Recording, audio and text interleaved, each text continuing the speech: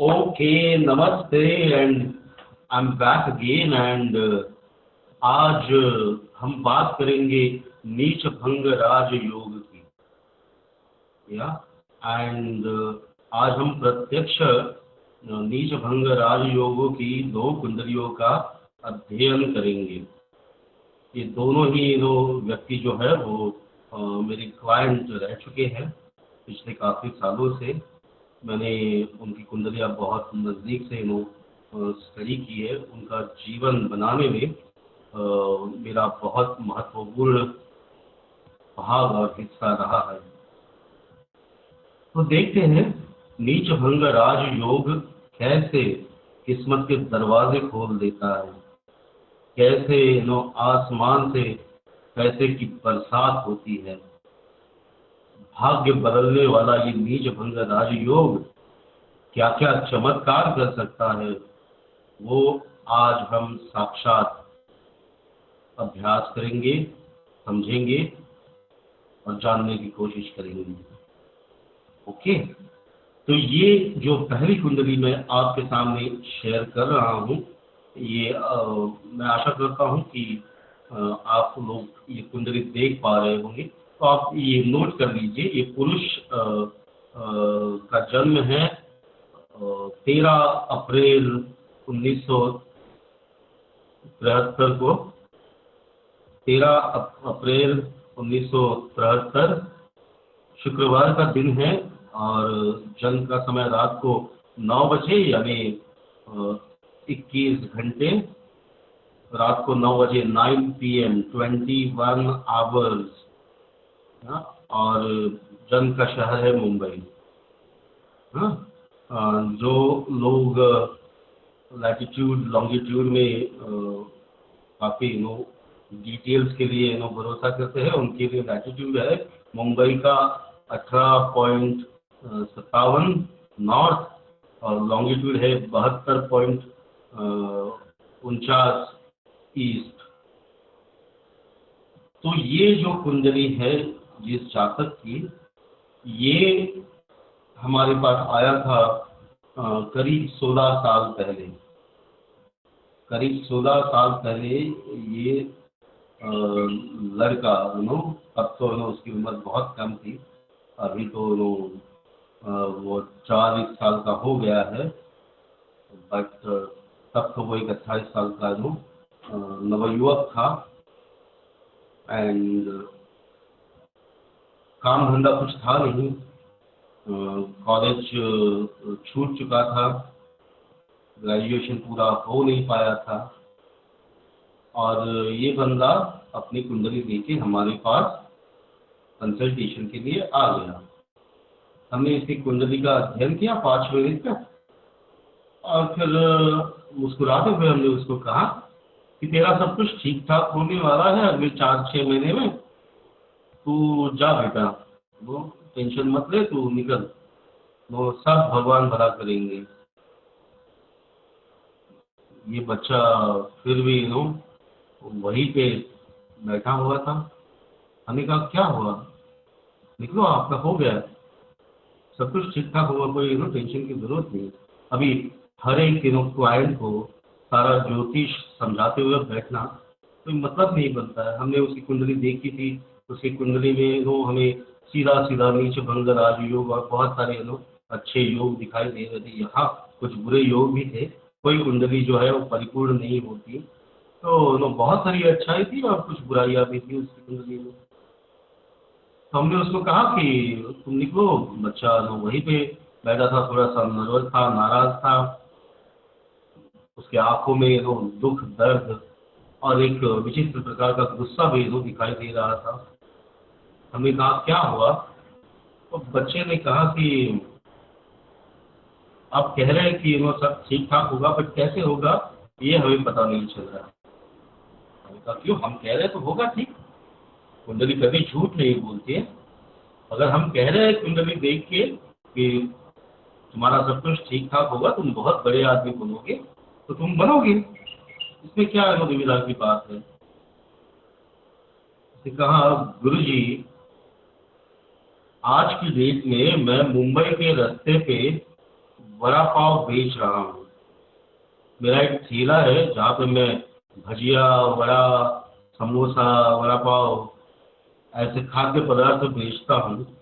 और मुश्किल से अपने जो दो कारागिर है उनकी उनका पगार और मेरे लिए थोड़े से पैसे बना पाता हूँ, जस्ट जीने के लिए। और आप कह रहे हो कि सब कुछ ठीक ठाक होगा 4-6 महीने में और मैं बहुत बड़ा आदमी बनने वाला हूँ, कैसे होगा गुरु जी? आप मेरा मजाक उड़ा रहे हैं क्या? मैंने कहा मैं सत्यवाणी बोलता हूँ, अगर तुम्हारी कुंडली देख के मैंने तुम्हें कुछ फलित बताया है तो वो सत्य होगा। फिर हमने सोचा कि इसको थोड़ा सा बताना चाहिए, तो हमने फिर उसको बताया कि तुम्हारी कुंडली में नीच भंग राजयोग है और तुम हजारों लोगों को काम दोगे और तुम अपने काम की चिंता क्या करते बैठ रहे हो? अगले 4-6 महीने में तुम ये काम बंद कर दोगे, कुछ नया अच्छा काम तुम्हें मिल जाएगा और तुम्हारी नैया जो है वो पार लग जाएगी। फिर भी उसकी तसल्ली नहीं हो रही थी। हमने उसको कहा कि तू 4-6 महीने के बाद वापस आ जाए हमारे पास और कुछ ना कुछ तुम्हारे साथ तब तक हो गया होगा, तो तब तुम आना, फिर हम कुछ कर देंगे, कुछ उपाय कर देंगे तुम्हारे लिए, ताकि जो भी ग्रह योग सुंदर बना हुआ है वो एक्टिव हो और वो बहुत अच्छी तरह से तुम्हें शुभ फल दे दे। तो फिर वो निकल गया और 4-6 महीने के बाद जैसे हमने बताया था, 4-5वें महीने ही वो बंदा वापस आ गया हमारे पास। हमने पूछा हाँ बताओ। तो उसने कहा कि गुरुजी जैसे आपने बताया था वैसे मुझे एक काम का ऑफर मिला है, एक नौकरी का ऑफर मिला है और आपने जैसा बताया था उसी क्षेत्र में मिला है। हमने कहा था उसको कि तुम्हें banking, finance, treasury, non banking financial corporation, ऐसे बेसिकली फिनेंशियल क्षेत्र में तुम्हें काम करने का मौका मिलेगा और उसी क्षेत्र में तुम बहुत बड़े बनोगे। तो उसने कहा कि हमें वैसे बैंकिंग क्षेत्र में हमें काम मिल रहा है, हमें करना चाहिए क्या? हमने कहा देखिए और पूछ पूछ तुम्हें काम मिल रहा है, ये रास्ते पे जो ठेला लगा रहे हो बंद करने का मौका आया है और अभी पूछ रहे हो। लिखा है जब अच्छा समय शुरू होता है तो वो एक ही बार दस्तक देता है। हाँ, जब बदकिस्मती शुरू होने वाली होती है तो वो बार बार दस्तक देती है। जब अच्छा समय शुरू होने वाला तो वो एक ही बार आता है, अगर आपने उसको नहीं पकड़ा तो वो जो अपॉर्चुनिटी है, वो जो संधि है वो हाथ से निकल जाती है। हमने कहा पकड़ लो, यही तुम्हारा समय है, छोड़ो ये सब ठेला वगैरह और ये नौकरी पकड़ लो। और वो नौकरी थी रिकवरी एजेंट की नौकरी, या एक बैंक का रिकवरी का एजेंसी था, उसमें इसको एक रिकवरी एजेंट की नौकरी मिली थी। हमने कहा पकड़ लो। बंदे ने हा ना करते करते नौकरी वो पकड़ ली और जैसे ही उसने वो नौकरी पकड़ ली तो उसका टाइम शुरू हुआ था उसका, तो चीज़ें उसके साथ अच्छी होनी शुरू हो गई। एंड बहुत ही कम समय में, बहुत ही 1 साल 1.5 साल के अंदर जो बैंक था उसको उसका काम बहुत अच्छा लगा और उसका जो मालिक था, एजेंसी का मालिक, वो कुछ अच्छा काम कर नहीं रहा था, सब किसी के भरोसे चल रहा था। तो उस बैंकर ने उसको कहा तू एक काम कर, मेरे पास दूसरा एक प्रोफाइल है क्रेडिट कार्ड का, वो मैं तुझे दे देता हूँ, तो अलग से अपनी एजेंसी शुरू कर, एक छोटा सा ऑफिस ले और 2 बंदे काम करो। ये फिर हमारे पास आया, गुरुजी ऐसा ऐसा प्रपोजल बैंक वाले ने दिया है, तो क्या करना चाहिए, लेना चाहिए या नहीं लेना चाहिए? हमने कहा बिल्कुल, नेकी और पूछ पूछ। हाँ, तुम्हारे सामने से प्रपोजल आया है, तुम स्वयं प्रेरित बन जाओगे, स्वयं चलित बन जाओगे, अपने पैरों पे खड़े हो जाओगे, तुम्हारी खुद की एजेंसी बन जाएगी, तो कोई दुविधा की बात नहीं, तुम ले दो। और उसने ले ली वो एजेंसी। और वो दिन है और आज का दिन है। आज के दिन मुंबई की 60 से अधिक प्रतिशत बैंक्स इस आदमी के पास अपनी रिकवरी की सेवाएं चलाती हैं।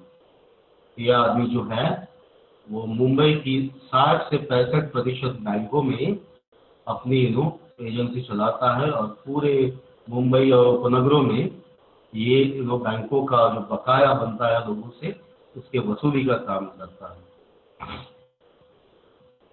और आज की डेट में उसके पास 1000 से ज़्यादा लोग काम कर रहे हैं। 1000 से ज़्यादा लोग काम कर रहे हैं। 4 से ज़्यादा ऑफिसेस है। इस आदमी ने जो घर लिया है अपना, वो घर किसी अमेरिकन कंपनी में बड़ी पोजीशन पे 20 साल काम करने वाला बंदा भी अफोर्ड नहीं कर सकता। इतना महंगा घर लिया है, इतनी महंगी गाड़ी ली है।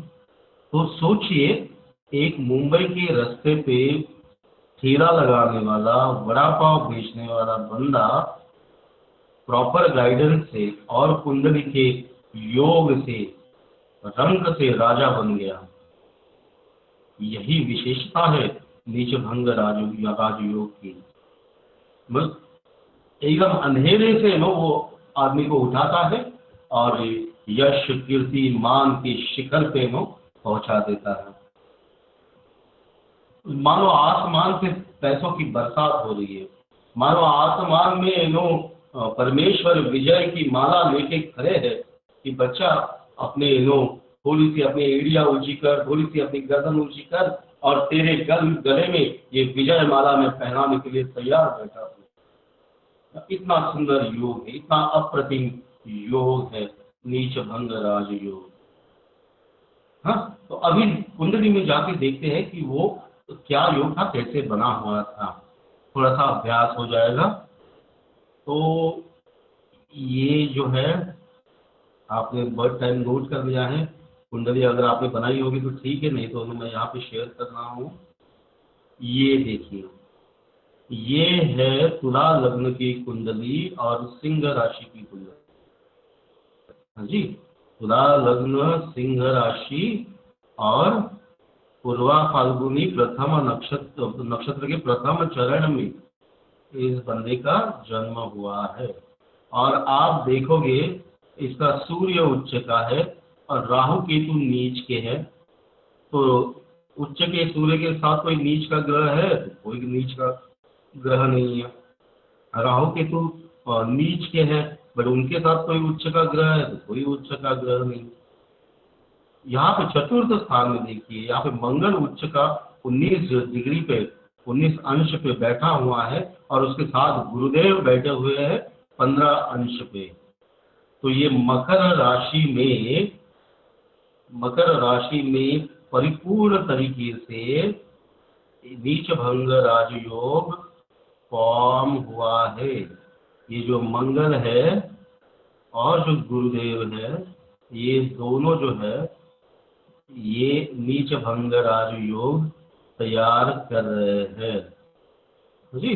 तो मंगल और गुरु के कारण यहाँ पे नीच भंग राजयोग तैयार हुआ। और इसमें कोई बाधा है क्या? तो ये जो नीच भंग राजयोग है उसके ऊपर ना तो शनिदेव की दृष्टि है, ना ही राहु केतु ग्रहण कारक इन दोनों ग्रहों के साथ बैठे हुए हैं।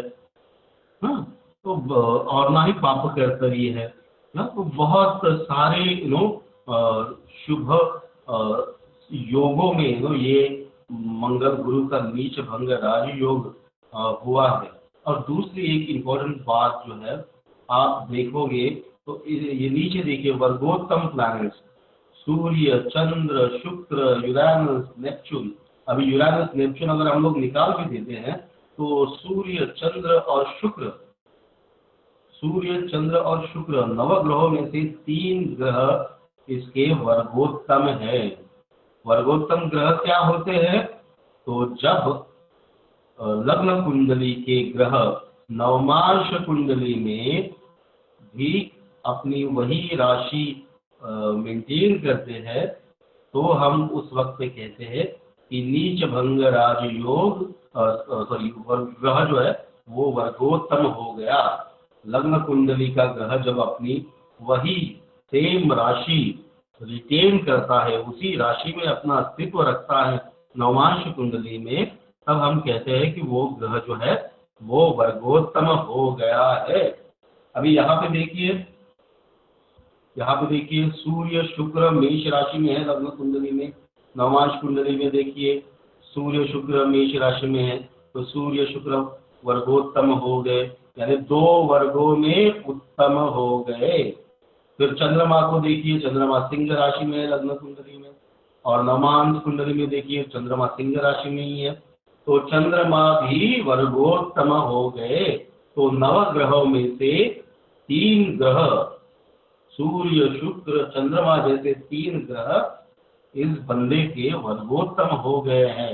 इसका मतलब है कि इस कुंडली में जन्मतः बहुत बल है, ये कुंडली बहुत बलशाली है, ये कुंडली बहुत स्ट्रांग है, और ये बंदा जो है वो बहुत सामान्य परिस्थिति में पैदा होने के बावजूद भी आसमान की ऊंचाइयों को छुएगा। और आज की डेट में ये बंदा करोड़पति है, अरबपति बनने की दिशा में इसके पैर पड़ रहे हैं। और ये जो अपना कारोबार है, जो आज मुंबई से लेके नज़दीकी सबर्ब्स में और भारत के 2-4 शहरों में उसका विस्तार हुआ है, ये अभी खाड़ी देशों में, दुबई में, मलेशिया में, इंडोनेशिया में, सिंगापुर में, ऑस्ट्रेलिया में ये अपना कारोबार फैलाने की कोशिश कर रहा है। और मुझे उम्मीद है कि ये ज़रूर उसमें यशस्वी होगा, और मेरा साथ तो हमेशा उसको है ही, मेरा मार्गदर्शन तो हमेशा रहेगा, और उसके लिए फिर जो भी करना पड़ता है मैं करता रहता हूँ। और वो भी बंदा है, वो हमेशा मुझे कहता है कि गुरुजी मेरी तिजोरी आपके लिए खुली है, आप जो करना है आप करते रहिए, जितनी दक्षिणा चाहिए आप लेके जाया करो, या आप बताया करो, आपके अकाउंट में आती रहेगी, बट आप मेरे लिए जो भी उचित है वो किया करो, और आपका आशीर्वाद जो है वो बना रहे। ये जो इसकी भावना है वो भावना, बिकॉज मैं हमेशा कहता हूँ कि ज्योतिष जो है वो प्रत्यक्ष विद्या है। हाँ, आपने एक रीडिंग दिया तो वो आपको 6 महीना, 8 महीना, साल, 2 साल, 3 साल में आपके सामने वो भविष्य आपके सामने खड़ा होगा। आप उस भविष्य के साक्षी होंगे। आप वो जो रीडिंग होगी, वो भविष्य पर जो बताया होगा वो साक्षात जी रहे होंगे। तो इसी को तो चमत्कार कहते हैं, जो बताया वो हुआ, चमत्कार को नमस्कार, है ना। और दूसरी एक वजह उसमें ये थी, जिसको हम मानवीय दृष्टिकोण कहेंगे। जब वो मेरे पास आया था तब इसके कुटुंब ने, इसके माता पिता और परिजनों ने इसका ऑलमोस्ट त्याग कर दिया था। इससे कोई उम्मीद अपेक्षाएं उनकी रही नहीं थी। तो माता पिता और परिजनों ने ऑलमोस्ट इसका त्याग किया था। इसके दोस्त थे, वो इसका मजाक उड़ाया करते थे, कोई इसको सीरियसली लिया नहीं करता। इसकी गर्लफ्रेंड थी, वो उसको छोड़ के चली गई थी। ये वो बंदा आज भी मुझे कहता है कि सर सब छोड़ गए थे, मेरी अवस्था इतनी बेकार थी कि मैं अपने आप का कुछ बुरा कर लेता, बट ये आपके बोल थे, आपका ये आश्वासन था कि तू बनेगा और बहुत बड़ा बनेगा। उन्हीं 4 शब्दों ने मुझे धारक बनाया, मुझे हौसला दिया, और आपकी कृपा से ही मैं यहाँ पे हूँ। तो इसलिए एक गुरु का, एक एस्ट्रोलॉजर का स्थान जो है वो बहुत बड़ा बनता है। मेरे काफ़ी सारे बड़े बड़े क्लाइंट हैं। कुछ क्लाइंट्स हैं मेरे डॉक्टर साउथ इंडिया से, दक्षिण भारत से। वो हमें कहते हैं कि सर हम डॉक्टर लोग हैं, हम लोगों की जान बचाते हैं, लेकिन आप एक जीवन को सही दिशा और दशा देते हैं, आप एक जीवन बचाते हैं, और आपका काम हमारे काम से बहुत पुण्य का काम है। ये हमारे लोग कुछ डॉक्टर क्लाइंट्स हैं, वो हमें कहते हैं। तो ये तो गुरु कृपा है हम पे कि हम कुछ लोगों के काम आ रहे हैं। सॉरी, मुझे गॉगल पहनना पड़ेगा क्योंकि लाइट बहुत स्ट्रांग है दोनों तरफ से। तो वो जो है भारत बन गया था उसका मेरे सत्य वचनों से, और उसी कुंडली का जो है वो बहुत स्ट्रांग नीच भंग राजयोग था, उससे ये बंदा रंक से राजा बन गया। आसमान से दैवी कृपा हो गई इसके ऊपर। और जब तक आसमान से कोई दैवी कृपा नहीं होती, लोग बनते नहीं हैं। लोग कहते हैं कि ये man, I am a self made man, मैंने खुद अपने आप को बनाया है। नहीं, लोग बन जाते हैं, रिकॉर्ड्स बन जाते हैं, सचिन तेंदुलकर बन जाते हैं, अंबानी बन जाते हैं। 25 साल पहले अगर सचिन तेंदुलकर ने सोचा होगा कि मैं 10,000 करोड़ का मालिक बनूंगा, तो मैं आपको गारंटी देता हूँ सचिन तेंदुलकर जी 10,000 रुपया महीना भी नहीं कमा पाते। 50 साल पहले, 60 साल पहले अंबानी जी अगर सोचते हैं कि मैं मरते समय 1 लाख करोड़ की कंपनी बना के जाऊंगा, तो साल का 1 लाख भी नहीं कमा पाते। या ये सिर्फ और सिर्फ दैवी कृपा है। आप जो बनते हो ये सिर्फ दैव है, ये सिर्फ विधि का विधान है, इसमें आपका कोई कंट्रीब्यूशन नहीं है। देखो, कर्म तो सभी करते हैं। रास्ते पे जो एक ठेला खींचता है, वो भी मेहनत करता है। जो बिल्डिंग बनाने के कॉन्ट्रैक्ट में काम करते हैं, वो तो कमर तोड़ मेहनत करते हैं। जो रास्ते बनाने के लिए काम करते हैं तो कमर तोड़ मेहनत करते हैं। तो सिर्फ, और ऐसा नहीं कि वो खाली शारीरिक श्रम। आज तो इंटरनेट का जमाना है, इंफॉर्मेशन का जमाना है। कितने लोग दिन रात अपने बौद्धिक श्रम का उपयोग भी कर रहे हैं, पर उनके हाथ कुछ नहीं आ रहा है। तो उन्हीं के हाथ कुछ आएगा, वही लोग बनेंगे जिनकी कुंडली में कुछ न कुछ दैवी कृपा है, दैवी आशीर्वाद है। और इस बच्चे की कुंडली में वो दैवी आशीर्वाद फूट फूट के भरा हुआ है। तो इसकी वजह से ये रंक से राजा बन गया और दैव कृपा हो गई। हाँ? तो ये एक नीच भंग की कुंडली है। और दूसरी एक केस स्टडी हम लोग करते हैं। ये हमारे उत्तर भारत से आए हुए हमारे मित्र हैं। ओके, ये उनकी कुंडली है। ये पुरुष है। 15 सितंबर 1967 को उनको उनका जन्म हुआ है। सुबह के 7:10 का जन्म है। और जन्म का शहर है, स्थान है आजमगढ़, यूपी। हाँ, तो 15 सितंबर 1966, 7:10 AM, Azamgarh, UP. Okay. Azamgarh form अभी कुछ इंटरनेशनल हमारे जो स्टूडेंट्स और क्लाइंट्स हैं, जो भारतीय बाहर बैठे हैं, जो लैटिट्यूड लॉन्गिट्यूड के बारे में बहुत सतर्क रहते हैं, उनके लिए आजमगढ़ यूपी का लैटिट्यूड है 26.05 नॉर्थ और लॉन्गिट्यूड है 83.12 ईस्ट। ओके, तो आइए इनकी कुंडली के ऊपर ध्यान देते हैं। अभी ये इनका 50 साल कंप्लीट हो गए, 51वें साल में है ये। अभी ये जो महाशय है, ये उत्तर प्रदेश से मुंबई आए थे अपने भाग्य की तलाश में। और हमसे जब मिले तब ये एक मुंबई में एक बहुत बड़ा टीवी चैनल था, अभी भी है, वो नंबर 1 का चैनल था और है भी। तो उस चैनल में ये जो है एक निर्देशक की भूमिका, एक डायरेक्टर की भूमिका में काम कर रहे थे और अपना एक रियलिटी शो ये कर रहे थे। तो ये 2005 के आसपास ये हमें मिले और उन्होंने हमें कहा कि सब कुछ ठीक नहीं है हमारे साथ और हमको डर है कि हमारी नौकरी जो है वो हमसे छूट जाएगी। ऑफिस में जो है वो बहुत सारा पॉलिटिक्स चल रहा है और पीछे से कुछ षड्यंत्र हो रहा है, ऐसे हमें लग रहा है। हमने कहा ठीक है, हम देख लेते हैं। हमने कुंडली देखी इनकी, तो 2005 के आखिरी फेज में अगर हम देखेंगे तो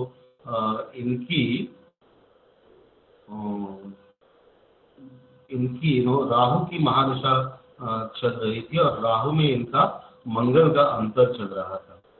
हाँ, तो अभी आप देखोगे इनके राहु में मंगल का अंतर तो ओके, तो मंगल नीच भंग में थे, राहु अष्टम स्थान में बैठे हुए हैं और मंगल नीच के बैठे हुए, तो वही नीच भंग एक्टिवेशन का फेज था। और नीच भंग का स्वरूप भी वैसा होता है कि बहुत गड़बड़ घोटाला हो जाता है और फिर उससे भाग्य बनता है। आपको लगता है कि अभी तो मैं डूब जाऊंगा और उसी समय आपको मदद मिल जाती है और आप नैया पार कर देते हो। हाँ, वही नीच भंग का स्वरूप है। बहुत विचित्र परिस्थिति से, बहुत नॉट सो एनकरेजिंग कंडीशन, वैसे स्थिति से आदमी उठता है और फिर अपने श्रम से वो यश का शिखर पहुंच जाता है, यश के शिखर पे पहुंच जाता है। तो ये जो महाशय है, ये आए हमारे पास उस राहु में मंगल के अंतर में। हमने देखा कि नीच भंग एक्टिवेशन का फेज है। हमने उनको कहा कि ठीक है, अभी तो कुछ रॉन्ग होने वाला नहीं है। फिर उन्होंने कहा नहीं सर, बहुत कुछ षड्यंत्र जैसा चल रहा है। हमने कहा ठीक है, हम कुछ कर देते हैं उपाय। ये 2005 जो है वो बहुत सुंदर जाएगा आपका, आप बिल्कुल चिंता मत कीजिए। तो हमने कुछ बहुत स्ट्रॉन्ग उपाय उनके लिए किए और वो आज भी हमें कहते हैं कि सर 2005 जो है वो हमारे जीवन का, हमारे करियर का सबसे अच्छा साल रहा। क्योंकि 2005 में उन्होंने जो प्रोग्राम्स किए उसकी वजह से उनके चैनल को पैसा मिला, ना कि उनके सिर्फ चैनल को पैसा मिला, उनका जो 10, 12, 14 चैनल का एक पूरा नेटवर्क था, पूरे नेटवर्क ने पैसा कमाया उनके एक प्रोग्राम के ऊपर। तो ऐसे सुंदर वो एक साल उनका निकल गया।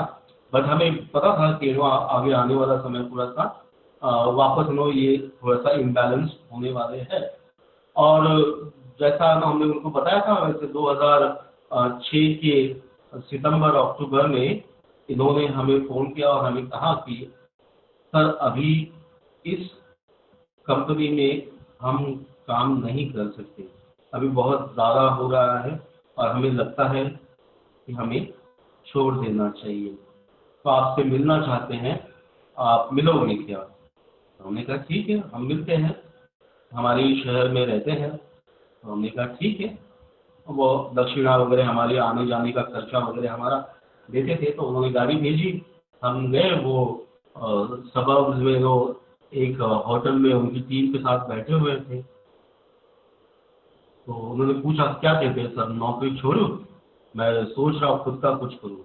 मैंने कहा ये तो नौकरी शब्द ही घटिया है, नौकरी ये शब्द ही घटिया है। आप किसी के नौकर थोड़ी हो, हर कोई अपना अपना मालिक है। नौकरी ये शब्द ही घटिया है। आप एक प्रोफेशनल कहो अपने आप को, आप नौकर कह रहे हो, शब्द ही घटिया है। तो हमने उसको कहा कि नौकरी छोड़ दे, तेरी कुंडली में नीच भंग राजयोग एक्टिवेशन का समय चल रहा है, तो तू जिस भी चीज को छुएगा वो सोना बन जाएगी।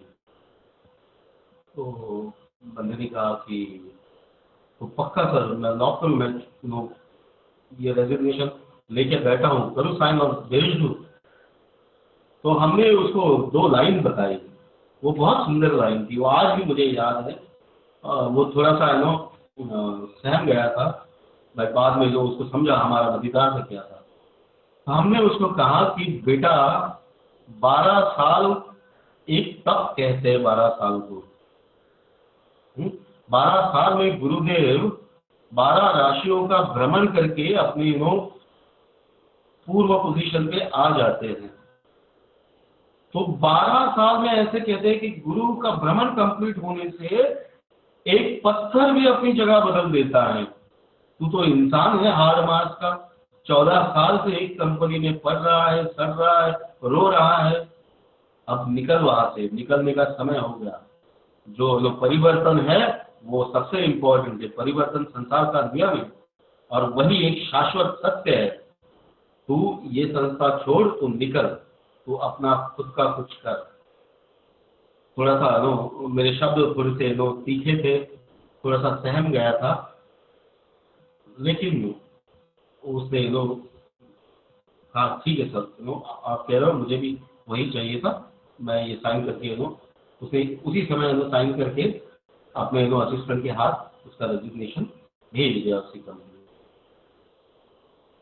अभी उसने कहा कि मैं अपनी कंपनी शुरू कर रहा हूँ और एक प्रोडक्शन हाउस करके कुछ होता है, एक प्रोडक्शन हाउस शुरू करूँगा और मैं 10 चैनल के लिए नए नए प्रोग्राम बनाऊंगा। हमने पहले उसको कहा हम तो तुम्हारे टीवी माध्यम से नहीं हैं, तो हमें बता दो कि ये प्रोडक्शन हाउस होता क्या है। उसने कहा कि जैसे हम अभी उस चैनल में रहते हुए उस चैनल के लिए एक कार्यक्रम बना रहे थे, एक प्रोग्राम बना रहे थे, क्योंकि अभी हम स्वतंत्र हैं, तो अभी हम हमारी कंपनी के अंदर, हमारे प्रोडक्शन हाउस के अंदर हम 10 चैनल के लिए 10 अलग अलग भांति भांति प्रकार के प्रोग्राम बना सकते हैं। कोई हमें रोक नहीं सकता, बिकॉज हम अभी एक प्राइवेट लिमिटेड कंपनी है। तो हमने कहा तो तुम 10 चैनल के पास जाओगे काम मांगने के लिए? उसने कहा सर वो तो जाना पड़ेगा। तो मैंने कहा फिर मत करना। तो उसने कहा क्यों सर, उसमें क्या बुराई है?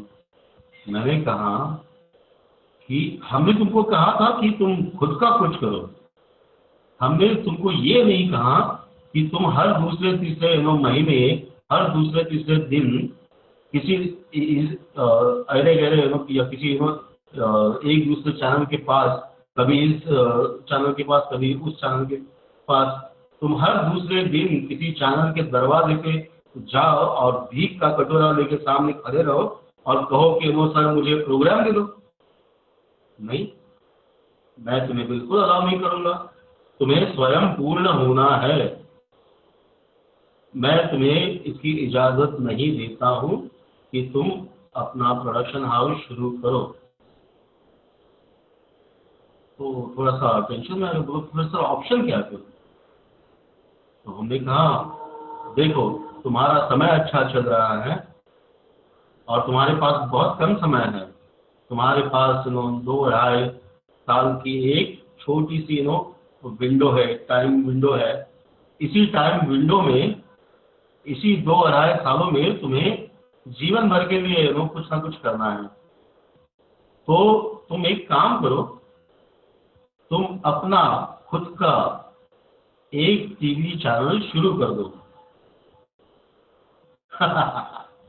ये एक बहुत ही साहसमय भविष्यवाणी थी।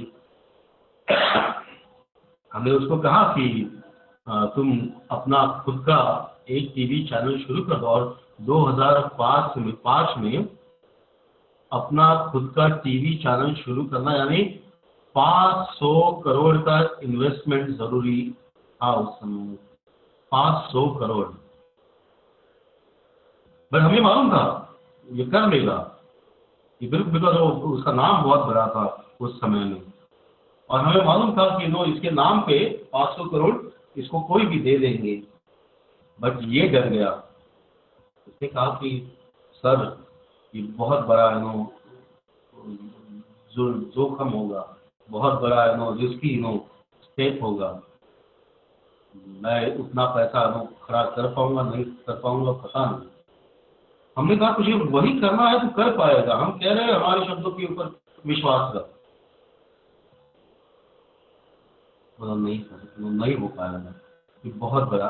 और उस समय 2005 में ये बंदा 4-5 लाख रुपए की और महीने की सैलरी देता था। यानी आप जोड़ लो कम से कम एक 50 लाख रुपया सालाना इसका पैकेज था, प्लस उसकी पर्क से कंपनी की तरफ से गाड़ी वगैरह, घर का किराया वगैरह सब कुछ। तो एक ऑलमोस्ट साल का $1 लाख का पैकेज था इसका। और हम उसको कह रहे थे कि 50 लाख कमाने वालों को हम कह रहे थे कि तो 500 करोड़ का चैनल लगा, वो कर सकता था, बट उसने नहीं मानी वो बात। उसने कहा कि सर नहीं, हम अपना खुद का प्रोडक्शन हाउस ही करेंगे, अपनी कंपनी करेंगे, आप सिर्फ हमारे लिए जो भी ज़रूरी है विधि विधान वो करते रहिए, आपका आशीर्वाद बनाइए। हमने कहा हम तुम्हारे साथ हैं, चाहे तुम रंग का रहो या राजा रहो, हम तो तुम्हारे साथ ही रहेंगे, कोई प्रॉब्लम नहीं है। तो बंदे ने अपना प्रोडक्शन हाउस शुरू किया और काम शुरू किया उसने। और हमने उसको कहा था कि नीचे भंग राजयोग शुरू है तेरा, जिस भी चीज़ को हाथ लगाएगा सोना तो बना देगा। तेरे पास खाली सब बात बताने वाली बात ये थी कि टाइम बहुत कम था उसके पास, 2.5 साल का 2-2.5 साल का टाइम था, और उसके बाद उसकी साढ़े शादी की मेन फेज शुरू होने वाली थी, और बाकी भी कुछ प्रॉब्लम्स कुंडली में शुरू होने वाले थे, तो जो हमने देखे थे। इसलिए हमने उसको कहा था कि तू खुद का कुछ कर, ताकि एक तू चैनल बनाएगा, प्रोफेशनली मैनेज चैनल होगा, तेरे मैनेजर जो है वो चैनल चलाएंगे, तू पीछे बैठ के आराम करेगा, तेरा कोई रोल ही नहीं होगा। आप देखिए सारे चैनल उनके जो मालिक है वो उन्हें कभी नजर ही नहीं आते कौन सा चैनल किस बंदे का है, ये भी हमें मालूम नहीं है। बिकॉज जो सामने लोग रहते हैं वो अलग लोग रहते हैं, और जो मैनेजमेंट रहता है वो अलग रहता है, और जो मालिक रहते हैं वो अलग रहते हैं, है ना। तो ये उसको कहते हैं प्रोफेशनली मैनेज कंपनी। तो वो जो कंपनी बनेगी प्रोफेशनली मैनेज कंपनी बनेगी, आप पीछे बैठे रहोगे, आपका कोई रोल नहीं रहेगा, तो फिर आपके सारे साथी या आपकी कुंडली के बुरे प्रभाव जो है वो आपकी कंपनी को ज़्यादा हिला नहीं पाएंगे। बट वही है कि इस बंदे ने नहीं सुना, और काम तो उसका अच्छा होने ही वाला था 2-2.5 साल में। तो इसने प्रोडक्शन हाउस शुरू किया, पहले साल इतना काम मिला, इतना काम मिला। पहले साल का इस आदमी का टर्नओवर है 120 करोड़ रुपया।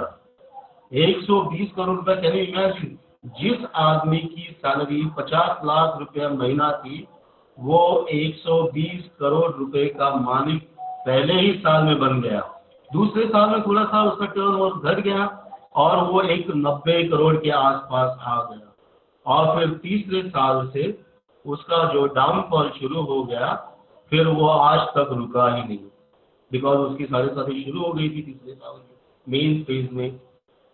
तो हम उसको वही बताने की कोशिश कर रहे थे कि तेरे पास सिर्फ वो 2-2.5 साल का विंडो है, वो तो उसने सुना नहीं। अब 2-2.5 साल में उसने 200-250 करोड़ रुपए बना लिए, और कुछ प्रॉपर्टीज भी बना ली, एक बिल्डिंग बना ली, 2-4 फ्लैट्स बना लिए, अपने शहर में एक स्कूल कॉलेज बना दिया। हाँ, तो बहुत उसने 2-2.5 साल में तो काफ़ी मेहनत की, और उसने अपने लिए बहुत सारी चीज़ें बना के रखी। तो ये है नीचभंग राजयोग का स्वरूप। जाने कि एक उत्तर प्रदेश से के छोटे से शहर से आया हुआ बंदा अपने श्रम से, कुंडली के योगों से, और गुरु के मार्गदर्शन से कहाँ तक पहुंच गया। आज की डेट में 200-250 करोड़ का आदमी होना और इतने सारे एसेट्स होना, ठीक है। आज आजकल उनका काम इतना अच्छा नहीं चल रहा, उनके पास ज़्यादा प्रोग्राम्स वगैरह नहीं है, बट जो बनाया था वो तो उन्होंने बना दिया। बट अगर चैनल बना लेते तो आई एम श्योर अभी तक बहुत आगे निकल गए होते। जो 200-250 करोड़ के एसेट्स बनाए हैं वो शायद 2, 4, 5, 10 हज़ार करोड़ की हो जाते हैं बट वो नहीं माने तो मैं हमेशा कहता हूँ कि अगर आप जा रहे हो किसी ज्योतिषी के पास, एस्ट्रोलॉजर के पास, तो अगर वो कुछ बता रहा है तो वो सुनो और करो, नहीं तो फिर क्या मतलब है? आप जाओगे, कोई बताएगा, और फिर आप अपने मन की करोगे, कोई मतलब नहीं बनता है। बिकॉज जो एस्ट्रोलॉजर जो ज्योतिषी होता है उसको दिखता है कुंडली में क्या होने वाला है। एंड आप देखो इसकी इस बंदे की साढ़े साथी शुरू होने वाली थी, और अगर हम लोग साढ़े साथी में चले जाए इसके, तो साढ़े साथी के हम लोग एग्जैक्ट समय इसका देख सकते हैं। इसका जो साढ़े साथी का समय है वो आप देखिए,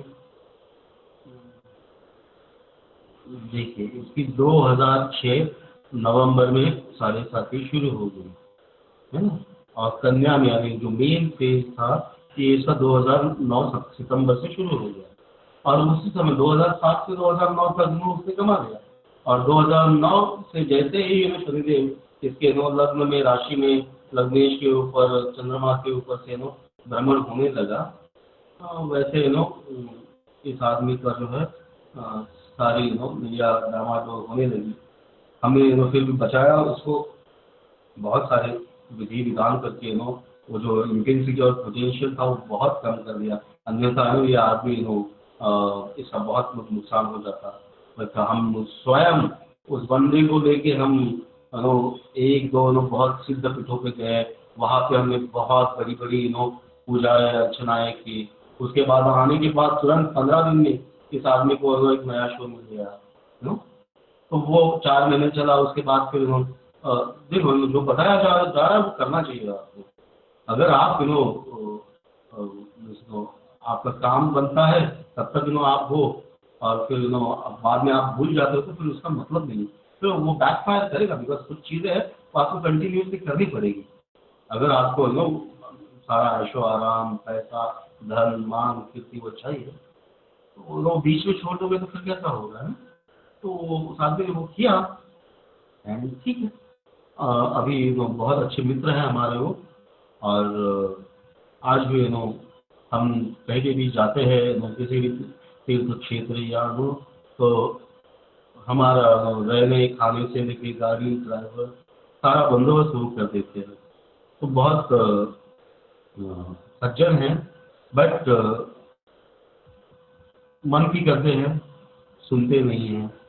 जब सुनी तब बने जब अनसुनी कर देते हैं तो फिर प्रॉब्लम हो जाता है। तो वो नीच भंग का स्वरूप है। हाँ तो नीच भंग राजयोग यानी दैवी आशीर्वाद विधि का विधान। कोई मायने नहीं रखता है कि आप कौन से परिवार में पैदा हुए हो आपका शिक्षण कितना है आपके ऊपर क्या संस्कार हुए हैं आप किस प्रकार के व्यक्ति हैं आपके बारे में लोग क्या कह रहे हैं आपको कोई बाकी किसी चीज का कोई मतलब नहीं। सिर्फ ग्रह योग का मतलब है कुंडली में। अगर कुंडली में ग्रह योग है तो चाहे कितने भी संकट आए चाहे आजू बाजू का वातावरण कितना भी नकारात्मक है निगेटिव है आदमी फिर भी राग से उठेगा और आसमान को छुएगा। वो नीच भंग राजयोग का महत्व है। अभी यहाँ पे और एक दो चीजें बताता हूँ। नीच भंग राजयोग अपनी कुंडली में है तो अपने श्रम से आदमी बनेगा। नीच भंग राजयोग नवमांश कुंडली में है तो शादी करने के बाद आदमी राजा बनेगा। नीच भंग राजयोग अगर D7 सप्तम कुंडली में है तो बच्चे होने के बाद आदमी राजा बनेगा। हम देखते हैं ना कुछ लोग जो है शादी कर लेते हैं कुछ नहीं होते पर जैसे ही शादी करते भाग गए रिजल्ट देना शुरू करता है आदमी कहाँ से कहाँ निकल जाता है एकदम पॉजिटिव ये सारी चीजें आज राजा बन जाता है। कुछ लोग शादी करने के बाद भी डूब जाते हैं बट जैसे ही बच्चा हुआ आदमी का भाग्य एकदम लहराता है आदमी बहुत सुंदर तरीके से प्रगति करता है। तो वो जो कॉम्बिनेशन होते हैं उसमें नीच भंग राजयोग या तो नवांसा कुंडली में होगा या तो फिर सप्तम सा और ऐसी 16 प्रकार की षोडश वर्ग कुंडली कहते हैं हम लोग। 16 प्रकार की कुंडलियाँ होती है एक कुंडली की। हाँ तो उसमें से किसी भी कुंडली में अगर नीच भंग राजयोग है तो ये बेहद आनंद की बात है और जहाँ पे आनंद है वहाँ पे परमेश्वर है। हाँ सच्चिदानंद सच्चिदानंद। तो हमेशा प्रयत्न कीजिए जीवन में आनंद रहने के लिए। देखिए नीच भंग राजयोग कुंडली में है या नहीं है। किसी ज्योतिषी का एस्ट्रोलॉजर का गुरु जी का मार्गदर्शन जीवन में होना बहुत मायने रखता है। जीवन बहुत सुकर बन जाता है बहुत सुलभ बन जाता है और जीवन जीने का मजा भी आता है जब आपके ऊपर देखो गुरु का मतलब क्या होता है। जो आकाश में भी जो गुरु ग्रह है वो पृथ्वी तक जो सेलेस्टियल वेस्ट आती है, जो सारा आकाश का जो सारा कचरा यानी एस्टेरॉइड, पत्थर, उल्का पिंड, तो जो भी सब आते हैं वो पृथ्वी तक आने से पहले गुरुदेव अपनी तरफ खींच लेते, गुरुत्व या गुरुत्वाकर्षण से गुरुदेव वो खींच लेते हैं, पृथ्वी को सुरक्षित रखते हैं। वैसे ही जो हमारे आज के जीवन में जो गुरु है या जो एस्ट्रोलॉजर है, जो ज्योतिषी है, वो आपको सुरक्षित रखने के लिए है। बिकॉज एस्ट्रोलॉजर जानता है आगे क्या संकट आ सकते हैं, क्या अच्छी चीजें आ सकती है, और फिर वो आपको फोरवॉर्न कर सकते हैं, उसके लिए उपाय कर सकते हैं, बहुत सारी चीजें कर सकते हैं, एक जीवन को दशा और दिशा दे सकते हैं, और आप बहुत सुलभ तरीके से आनंदमय सच्चिदानंदमय जीवन जी पाओगे। हाँ, तो चेक कीजिए आपकी कुंडली में ये नीचभंग राजयोग है या नहीं है, कौन सी कुंडली में है, लग्न कुंडली में है, नवांश कुंडली में है, सप्तमांश कुंडली में है, D60 में। देखिए अगर आप चाहते हो कि मैं देखूं तो आप एक रीडिंग बुक कर लीजिए, मैं डिटेल में देख के आपको बताऊंगा कि कहाँ पे क्या योग बन रहा है, कब समय आपका जागरूक होने वाला है। देखो कुछ लोगों का समय जो है वो जीवन के बहुत आरंभ में शुरू हो जाता है, कुछ लोगों का समय जो है वो मध्य में शुरू, कुछ लोगों का समय बहुत लेट शुरू हो जाता है तो इसमें कोई दुविधा नहीं है, उसमें कोई प्रॉब्लम नहीं। 40-45 के बाद भी अगर आपका राजयोग शुरू हो जाता है तो फिर बचा हुआ जीवन तो आपकी 10 उंगलियां घी में और सरकराई में, है ना, और अंत भला तो सब भला। चाहे देखो शुरुआत में कितनी ही तकलीफ हो, बट जो सेकेंड हाफ ऑफ लाइफ है, जो 35-40 के बाद का जीवन जो है वो सुलभ होना चाहिए। हम जवान हैं तब तक तो हम सारी चीजें झेल लेंगे, बट जब शक्ति कम होगी 40 के बाद, जब फायर कम होगी, जब ऊर्जा कम होगी, तब अगर संकट आते हैं तो आदमी की कमर टूट जाती है। हाँ, तो संकट तब नहीं आने चाहिए। 40 के बाद का जीवन जो है वो सुलभ सुकर सुंदर होना चाहिए। तो देखिए ऐसे कुछ योग आपकी कुंडली में बन रहे या नहीं बन रहे हैं। ओके, एंड मुझसे संपर्क करने के लिए आप नीचे दिए गए हुए ईमेल एड्रेस पे ईमेल कर सकते हो, या व्हाट्सएप नंबर दे रहा हूँ मैं, उस पर मैसेज कीजिए, फ़ोन मत कीजिए, बिकॉज बहुत फ़ोन आ रहे हैं तो मैं सबसे बात नहीं कर पा रहा हूँ। हाँ, तो आप मैसेज कर दीजिए, आप और मैसेज करोगे तो अपना परिचय देना मत भूलिए कि आप कौन हैं, कहाँ से बोल रहे हैं, तो थोड़ा सा आपसे एक आइडेंटिफाई करने में आसानी हो जाएगी, आपसे एक संबंध बनने में आसानी हो जाएगी। ठीक है, और लिखते रहिए, देखते रहिए, अगर कुछ अच्छा लगा वीडियो तो लाइक कीजिए, सब्सक्राइब कीजिए, कमेंट कीजिए, और कुछ गलती हो गई होगी, कुछ गलत कहा गया होगा तो हमें क्षमा कर दीजिए। भगवान आपका भला करे, मेरे भी आशीर्वाद। धन्यवाद, नमस्ते, थैंक यू वेरी मच।